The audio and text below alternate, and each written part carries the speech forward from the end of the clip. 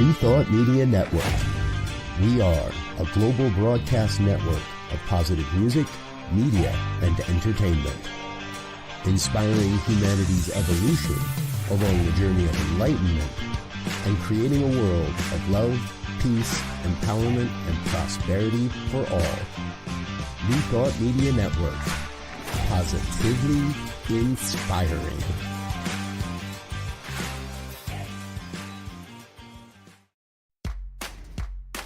Welcome to Ministers Talking a weekly program where Rev BRZ and Rev Z and their guests chat about current affairs, world events, spiritual principles, and any old they want to talk about. Based on the New Thought philosophy and ancient wisdoms, Ministers Talking shares a visionary perspective of the evolving spiral called spiritual living.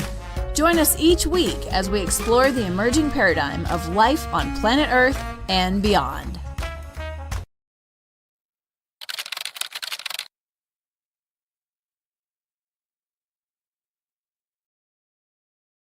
And good morning, dear ones. Dr. Robert over here. Rev Z right here. Oh, and Rev Bill over here. Up in this corner. Yeah. Yeah, up in that corner. And this is Ministers Talking Shit for Friday, January 3rd, 2025. Welcome to the new year. How did somebody say it in the green room? It's been an explosive new year already. Is that how we said it? Yes. Yes. Yeah. So, Brand new year has already started off with a bang. it's already started with a bang, couple of them at least. So, saying good morning to our dear friend, Reverend Dr. Bill Marchiony from the New Thought Philadelphia community. Welcome back, sir. Good to see you on the show again. It is wonderful to be here as always. And sometimes coming onto this program, the jokes in the news write themselves. I was just noticing that when I heard that a Tesla Cybertruck blew up and caught fire at the Trump International Hotel. It's like you almost just tell people, make up your own joke. You know, there's tragic loss of life that was involved, which makes it not entirely funny. But, you know, it's a very expensive dumpster fire. Very expensive. And, you know, to me, this story it comes on the heels of the New Orleans truck bombing, which I think we'll probably speak about a little bit later here today. But this one, it feels different. Active Marine, active Green Beret, home on leave from a deployment in Germany. This doesn't feel like an Islamic radicalization. If I don't know that I like that term, to be honest, but right, it's kind of like, man, that bombing feels like that was somebody's kid. That was, you know, it feels more like a homegrown. I don't know how to really explain it other than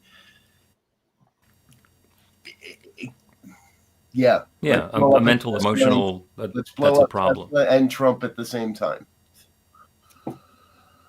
Yeah. And had driven 800 miles in order to do it. So it was on the road while the other one was going on. Yeah.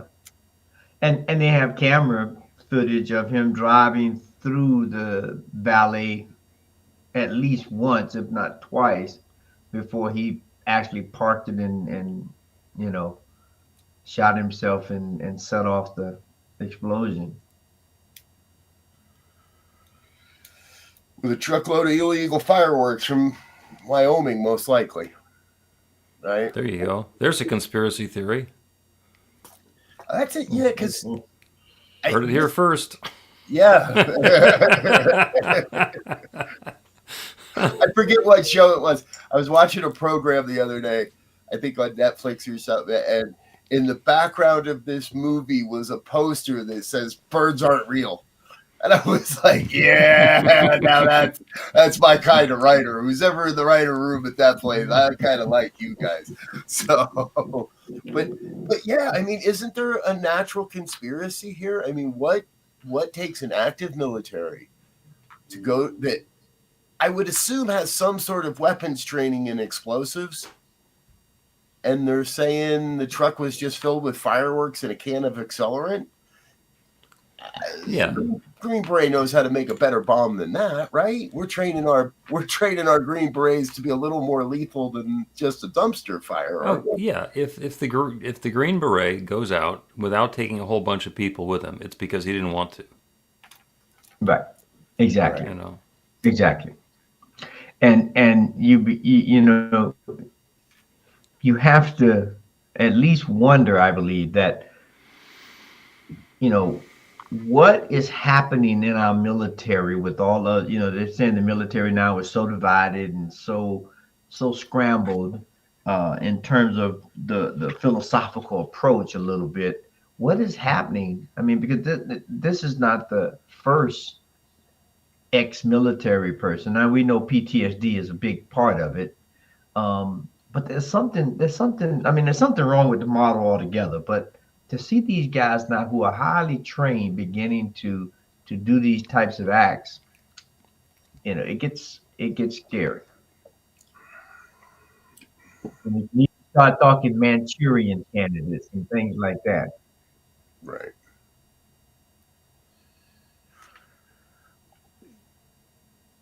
Unfortunately, I think it's only going to continue to get scary. And more so. Yeah, I agree. And, you know, like everything, the military has become a political football. Mm-hmm.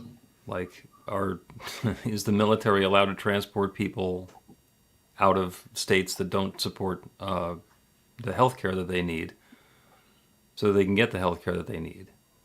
Or is it they're subject to the state law? And, you know, so let's go after the trans people. Let's go after the pregnant people. Let's go after the women. Let's go after the gay. You know, anybody who we can disenfranchise who's been part of the organization. That's got to be dispiriting, especially after decades and decades of active fighting, where the idea is to bring the unit and the organization and the participants closer together. There's a lot of friction being added into the system here. Yeah. Mm-hmm.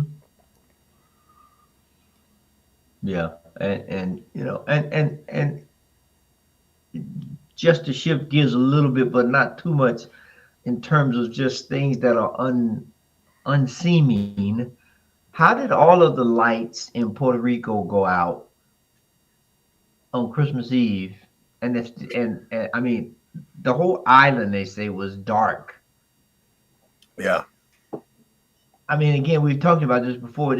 All of these incidents, I think, either point to or scream at our systems of everything, justice, education, utility, are beginning to unravel. And we keep putting duct tape on it, thinking that they're going to hold, and they're not, and they won't.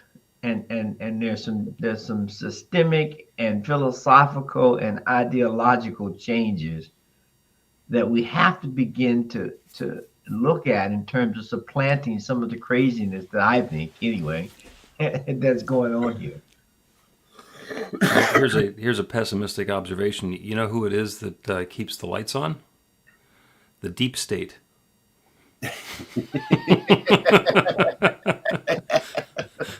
I mean, those are the people who work for the government and make the regulations. Say, yeah, this is how the power grid needs to work, and you have to make the power grid work this way. And you know, there's the agreements of the standards.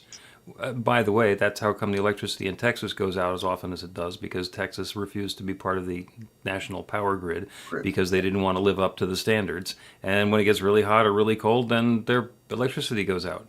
And you know, so if you're going to give in to the deep state, and you're going to have to upgrade your power equipment so that it actually survives a week of cold weather, well, nobody's going to tell me what to do. Those are the people who are undermining my freedom. And that's where the bullshit comes in. You know, vaccine mandates are an incursion on our personal freedom. And it keeps us from having pandemics or epidemics. You know, if only we had like a giant pool of money that we could use to increase our infrastructure and take care of like, you know, make sure that the bolsters in New Orleans work and make sure that Puerto Rico is up to, but I mean, that would that would involve taxing the rich now, wouldn't it?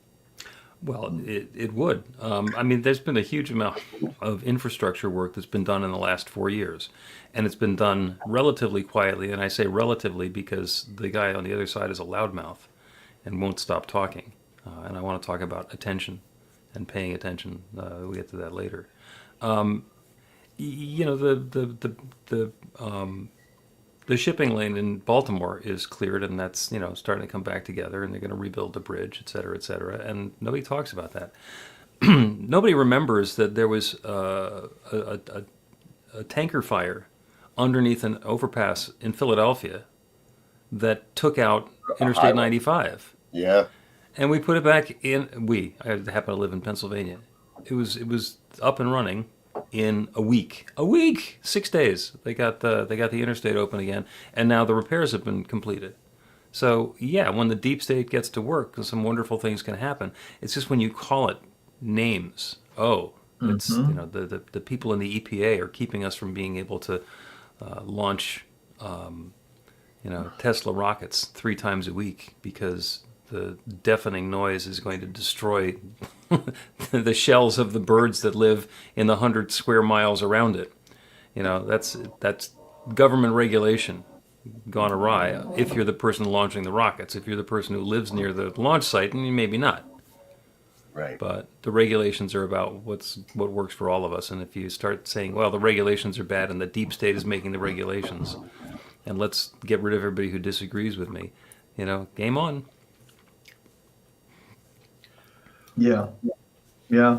I mean, you know, that I know. I don't know which states that are included. You know, just hitting the broad brush here. You know, you got, I think, 21 states that are raising the minimum wage. It's like, when are we going to begin? I mean, these things that are attention grabbers, right? When are we going to start reporting, as you were just saying, Bill, news that's uplifting or informative, or that is not destructive, or that is not separating? Because, I mean, I'm trying to wean myself. This is my 2025. I'm going to wean myself from being a news junkie. Because I've noticed the pattern, no matter what station or network, the same stories are running. And we know there's tons of news going on, but the exact same stories are running. Somebody may have got a little extra footage over here. Somebody may have got an interview with somebody that's a little closer than here, but it's all the same. So it's like, where's the other stuff? Where's the other news? Well, I'm glad you asked. It's right here on Friday nights at 5:00, Mountain Time Zone, right? But I agree with you, Z, right? It's we were talking in the green room beforehand around, you know, can we go back in history and kind of look at a starting point for all of this? And Reverend Bill mentioned Citizens United decision, and it is this, to me, it all comes back to, and I agree, this unfettered access to money. That I don't remember where I first heard that being a billionaire is a moral failure. But when we got a guy like Elon Musk who can buy an election and then spend a couple thousand a night to sleep on a cot in a it's probably a full-blown house, but in a cottage at Mar-a-Lago, and have the right ear of the president-elect.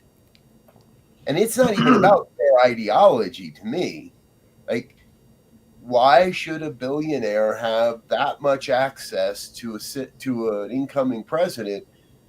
Because we know he paid for it. If we could find a way to get so much of the money out of all of these things, and I think a lot of the violence we see, a lot of the upset, a lot of the rage, a lot of the confusion is due to people that think they should have that too and can't figure out how to make it happen. Yeah. There's a lot of flaunting of those types of individuals and the types of behavior that people think should be the norm for everybody. And when you get caught up in that cycle and it becomes difficult to do that, now the question becomes, what do I do and who do I blame? Is it me? Is it the system? Is it somebody else? And then we get these acts of violence that we see taking place in New Orleans and Vegas and God knows where else.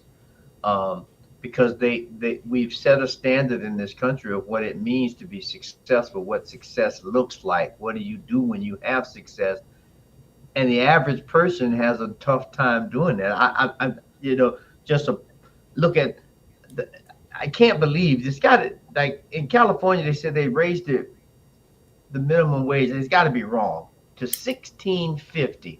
So I know it's got to be an ancient story because $16.50. A minimum wage. You cannot live on that, especially a family cannot live on $16.50 as a minimum wage. But you pushing cyber trucks.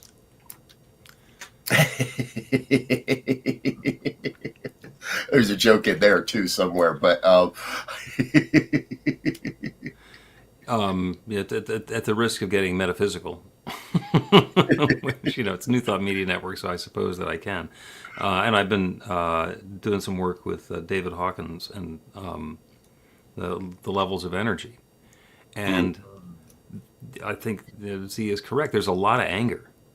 A lot of anger has been stirred up, and it's based on fear. And if you look at the levels of energy, if you can take somebody from fear and give them the opportunity to blame it on somebody else, you can raise their energy level up to anger. Now, that's still not productive. The balance point where it goes from being unhelpful to being helpful is on this logarithmic scale. It's a 200, which is courage. So you got to get past blaming whoever's the cause of the problem, and the courage to step in and do something about it. And it is in the best interests of the people who are fueling the fuel and anger to keep it at that level rather than being, providing a solution. Yeah. Right. And the other thing I've been thinking about, minimum wage. Yeah. How about if the amount that you can contribute to a political campaign or activity is some fraction of the median income? You can spend up to 20% of the median income, which would immediately incentivize people who want to invest in political campaigns to do something to raise the median income. That actually helps everybody. Yeah. The other one is, and I think that the progressives have gotten this wrong. They keep on talking about the middle class and how strong middle class is important. And who thinks of themselves as middle class? And middle class just seems like people who are hanging on, and the ones who are in the unions and trying to take money away from the corporate titans. How about if we call us, and we're all part of it, the consumer class? We're the consumer class because the biggest piece of the economy is the consumer economy. When people buy stuff, then that makes the economy go. Right. So wouldn't it be in our best interests to make sure that the consumers have more money to spend so they can drive the economy and grow the corporations that are doing that stuff? Because you know what? Even the richest people are going to sleep in one place every night. They can only eat so many meals a day. There's a whole lot of people that were going to be eating the rest of them. How many iPhones can you have? 3, 5? But that's that doesn't make up for the whatever it is, 365 iPhones that the wealthy CEOs would have to have instead of the one that their employee is carrying around. So finding a way to level the playing field that actually motivates the people who are all over the spectrum to do that will probably wind up being a helpful thing. It got a little out of balance, and then there was the French Revolution, and they rebalanced.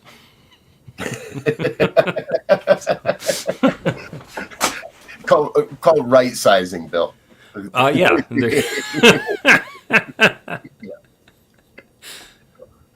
And of course, it wouldn't be a program if I didn't talk about my favorite topic, I'm just gonna throw it in there.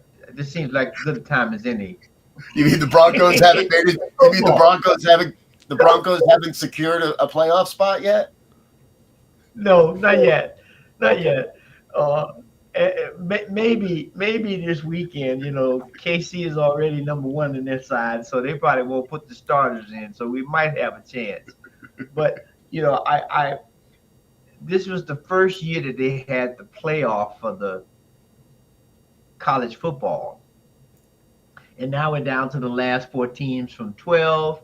There were some blowouts early on. These last couple of games were tough. One was an unexpected kind of blowout. But the thing is, the top 4 teams that were selected are not in, right? The 4 teams that are left were 6, 5. I think it's 5, 6, 7, and 8 in terms of the ranking. And so,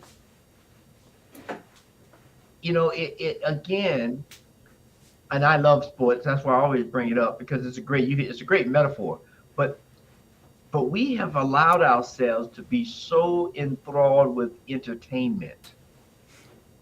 And I watched the game last night, so I was being entertained somewhat. But our society is so geared toward entertainment, whether it's sports or movies or music. And it's kind of like anesthetizing our brain on real issues. And I'm not sure how we, as Bill was saying, how we balance that, how we right size a society where all these things are helpful, but we don't allow it to get out of balance.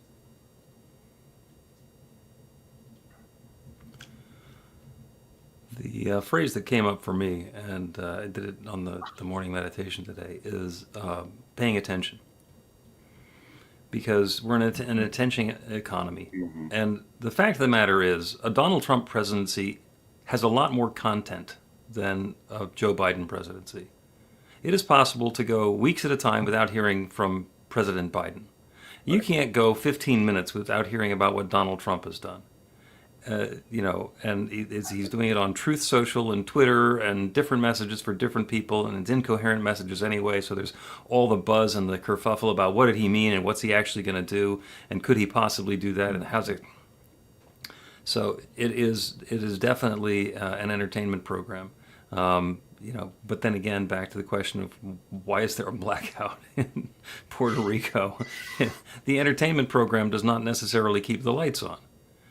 Yeah. And the first thing I thought when I heard about the blackout in Puerto Rico is, remember Hurricane Maria, when all the infrastructure in Hawaii or in Puerto Rico was so badly damaged, and the the contractor that got billions of dollars to fix it was a Trump supporter from, I think, North Dakota that had no experience doing electrical infrastructure work. So there's the downside of oligarchs. And then, 4 or 6 years later, whatever it is, the stuff doesn't work again. It's like, should we be surprised about that? Yeah, we were throwing paper towels at a hurricane recovery, and now we're going to throw them a couple of extension cords to help the island fix their grid, right? Yeah. There's reports that whole thing came back to one. It was a cascading failure from one power line. Yeah. Well, that's how they work. That's why that's what happens in a grid. Yeah. The net worked except for that one spot. Well, yeah, that's where everything came through it. And when it comes to attention, people are so scared of being bored. Keep the content coming. I gotta have more content. I have stuff going on all the time. In order, because if my mind doesn't have something to do, I'm terrified. And the phrase that comes to my mind is paying attention. Yeah. I remember being scolded as a child I should pay attention. And with an attention economy, it's about that's the coin of the realm. That's what we get to pay with. So how much of your thought processes are you giving to whatever's scrolling by on Instagram, or do you have to drop everything when your phone makes a dinging noise or somebody texts you?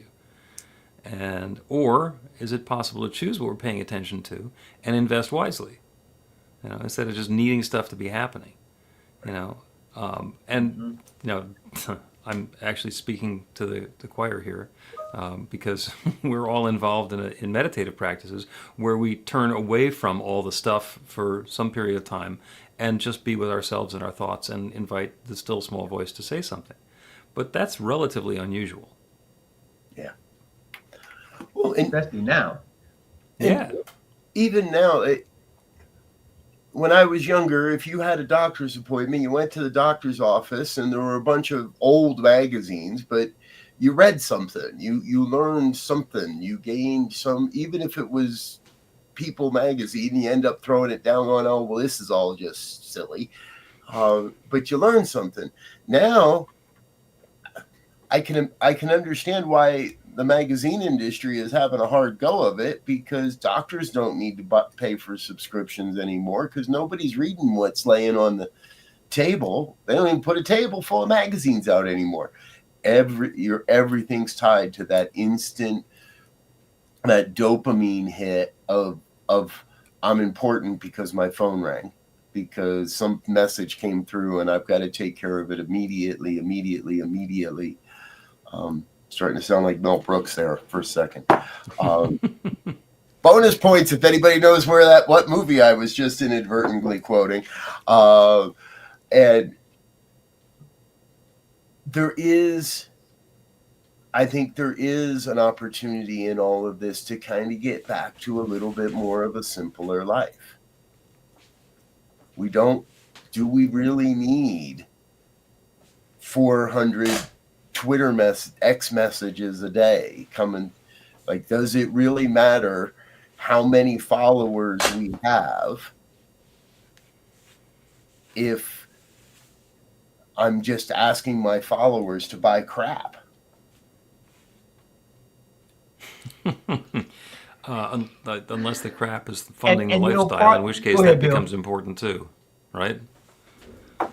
Yeah. If crap sales is keeping me in my house, then go crap. Yeah.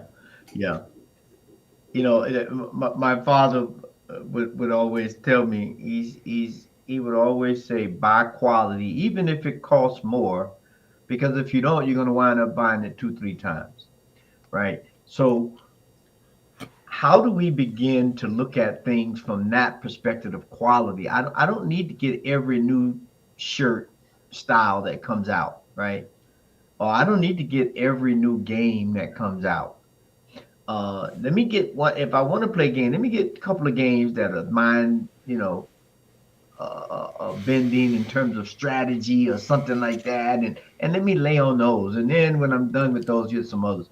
Because you think about it. We have television. Televisions are throwaway items now.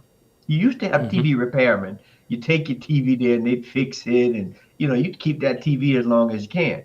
Now, these TVs are made, and they're not cheap. They're made to basically, switch them out every 3-4 years. Why? Well, because they didn't used to make a 97-inch flat screen, and now you got to have that. I don't have that much wall space, but that's a different issue. So, a wonderful scenario that was that I heard this morning was you go into the Starbucks or the fast food place, and there's a line, and you realize you're going to have to wait, and then you realize that you left your phone in the car. And there's that balance point of, what am I going to do standing in this line without having something to look at? Do I get out of the line and go get the phone? Do I scrap the entire thing? Or do I figure out something to do while I just wait? And I saw it from the two of you, a visceral reaction. That's a real world scenario. Yeah, that is. I think there's a lot of people that wouldn't handle that immediate, right? That would be way too much anxiety for some people to be away from their phone that long. What? Talk to the person in line next to me? Well, first of all, you can't, because they didn't forget their phone. And They're going to think you're weird. They're otherwise engaged, right? They're going to think I'm really strange for striking up a conversation with a complete stranger. And You're trying to talk to me in the line at Starbucks? Did you see I'm on Facebook? Come on. It's amazing that there was a time, I remember it, where people walking down the street, in the store, casual encounters, and maybe it was, I don't know, maybe it was a Southern thing, but everybody would speak to everybody, even if you didn't know them, or, you would at least say hi and hold your hand up, right? I mean, it was more than just a grunt or groan or a shift of the head. It was some whole body, if you will, interaction of hi, how was your day? Good afternoon, good morning, right? You do that now, they look at you. I tell Robert sometime, I go on my walk around the lake and I say, I got my music on, I'm in a space, I'm just on listening to an audio book, and I'm saying hi to everybody I come by. And some of them are like, you look at them and you think angels were singing, because I'm walking right by them. And they're looking everywhere but at me. And I just said, hi, how are you? How's your walk? Amazing. No contact. Yeah. I blame that on the Walkman. We got to go all the way back to the Walkman, because before the Walkman, you had to have a big box on your shoulder and everybody around you could hear it. So we knew if you were cool or not, and if I wanted to hang out with you. And if I didn't want to hang out with you, it was okay, because you had your big ass you had your big ass boom box on your shoulder. And then along came these little earmuffs that made music. And as soon as we started putting on those headphones, we started tuning out everybody else out in the world. And I'm guilty of it. I go out in public with my earbuds on. I have phone calls while I'm waiting in line somewhere, and somebody looks at me like, you talking to me? It's like, why would I be talking to you? I got a thing in my head I can talk to. And it's going to keep going, because now with goggles and glasses and VR headsets and everything, we have consistently insulated ourselves from the outside world for decades now. Yeah. Well, the Walkman turned everybody into a New Yorker, because I was living in New York about when that happened. And, the rule in New York is don't make eye contact with anybody. Right. Don't stop on the sidewalk, and don't take up any more space than you need to. Yeah. The Walkman basically made that available to the entire population. And that's an interesting scenario in terms of the New Yorker idea, because even to this day, I mean, I don't know if it's as much as it was previously, but New York sets the standard, or one of the standards. I guess California sets another standard, but the idea of being resilient and resourceful and smart and all of that stuff was very, very tied to an image of New York. And I just think about when, I moved to New York just before the crack epidemic. I moved to New York in '84. And New York was the cool place, right? And people would say, "Oh yeah, I'm from New York." Where? "Oh, I'm from Syracuse." You're not. I mean, yeah, you're from New York State, but you're not from New York City.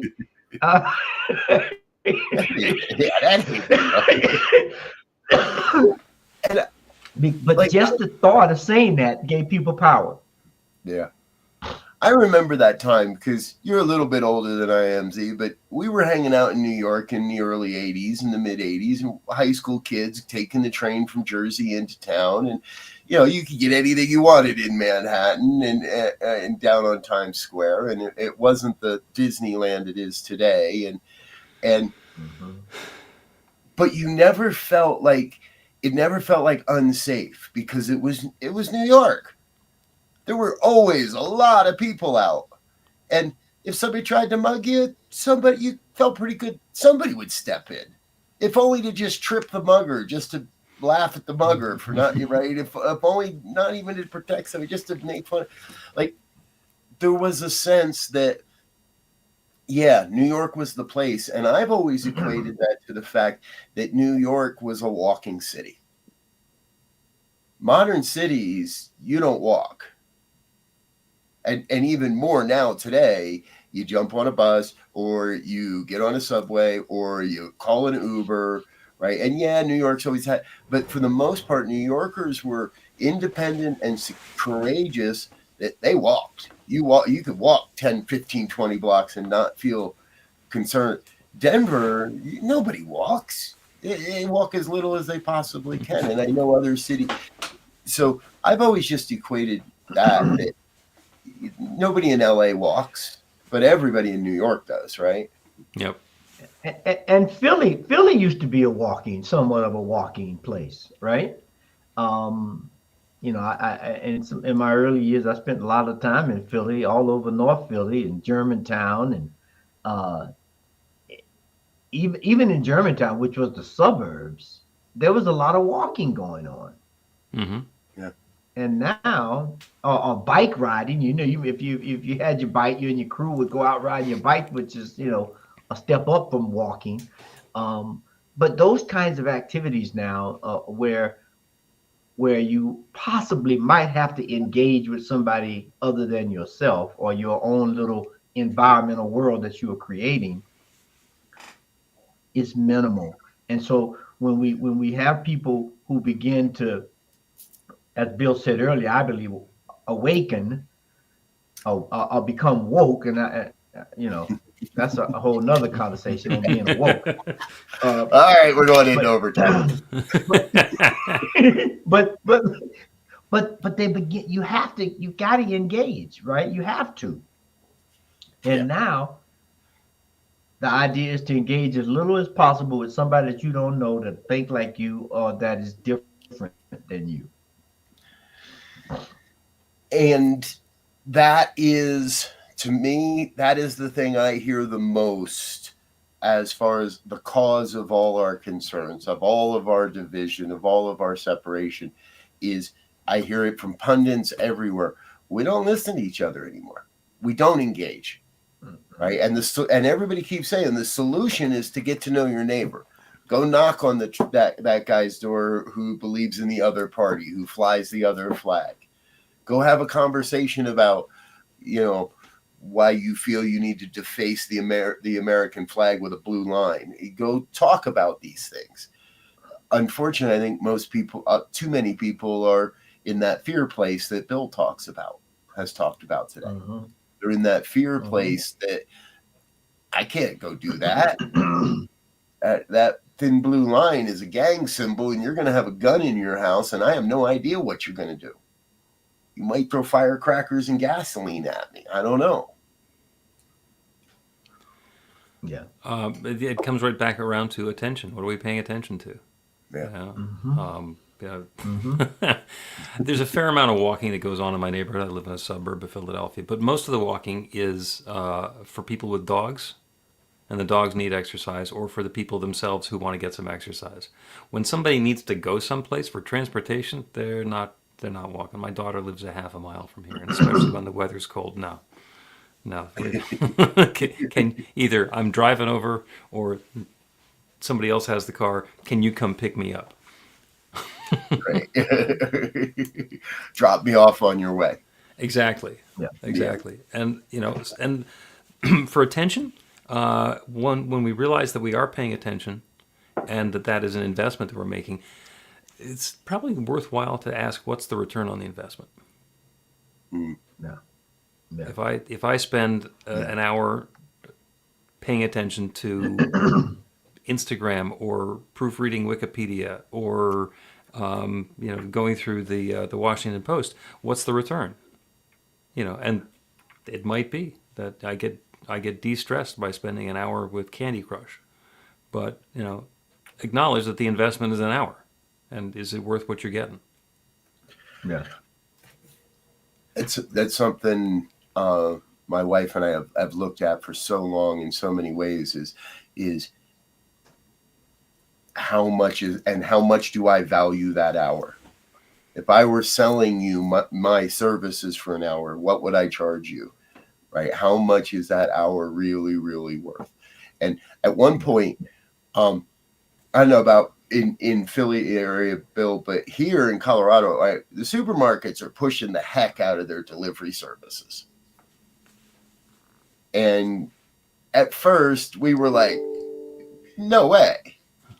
Like, that's bougie as it comes, having something for your groceries. Give me a break, right? But eventually we sat down and we ran the numbers, and we took some time, and over a few weeks' time, we tracked how much time we spent just going in for a couple of things. Or, well, all right, this is the big shop of the week. Let's go. And then 2 days later, you realize you forgot 5 things. So you go in again. And we tracked all of that out. And the amount of time we were spending in supermarkets, going back and forth, was major.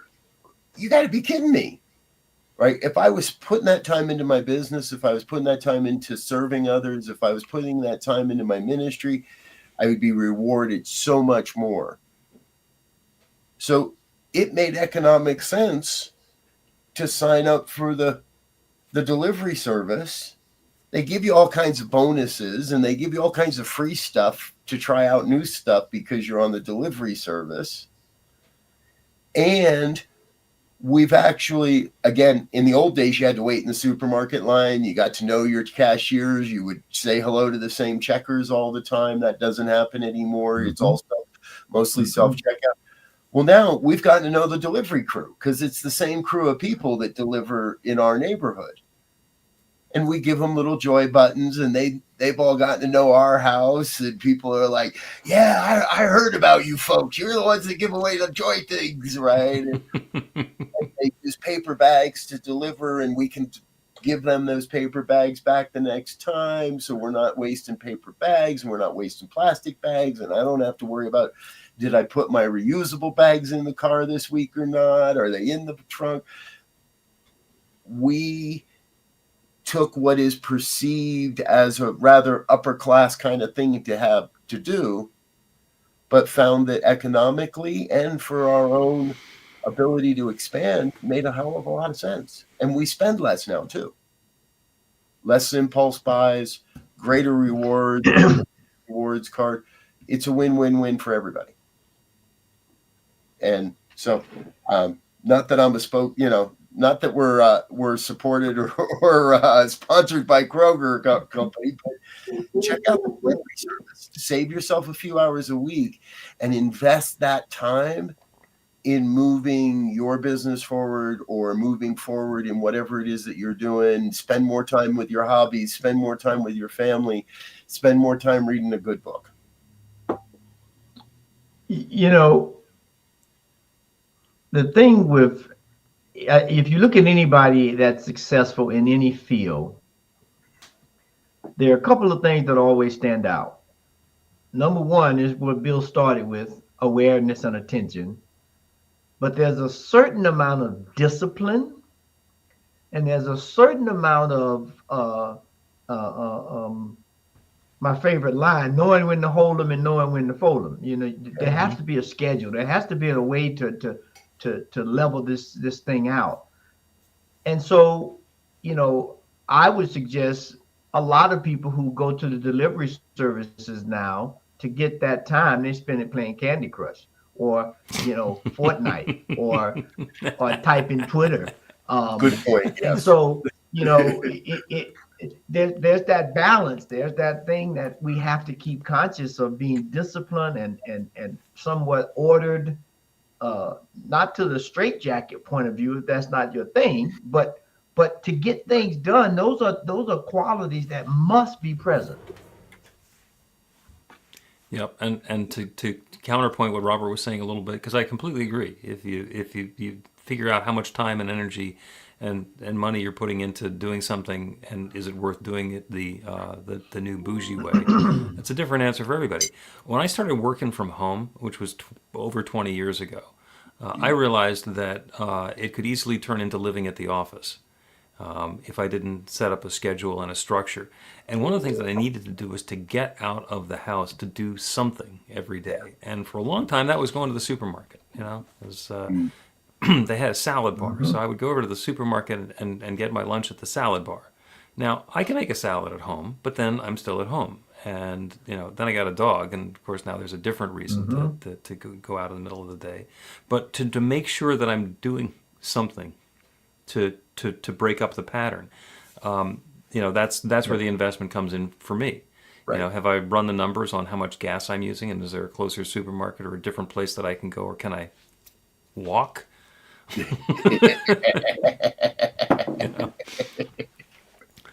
know, questions to ask. But yeah, the answer is going to be different for everybody, and that's where getting quiet and saying what works for me, what resonates for me, rather than just making the assumption, oh, I could never do that, or I always have to do that. Yeah. And this has been the perfect week to do that.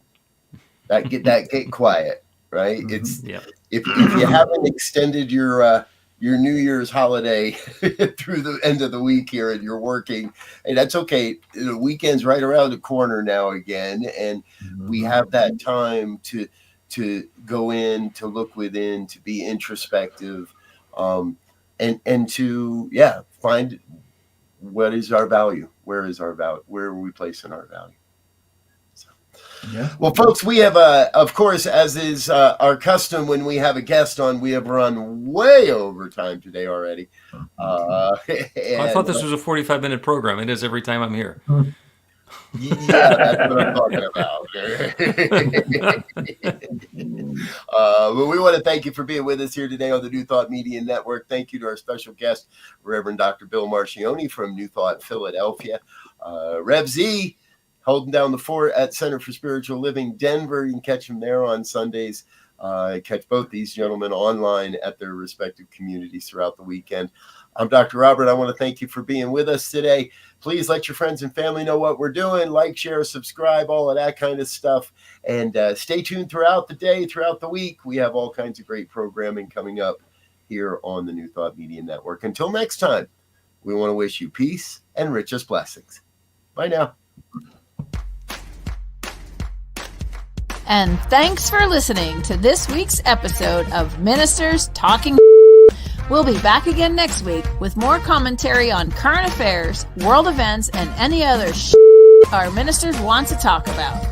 And if you found value here, please share our with your friends. Until next time, peace and blessings.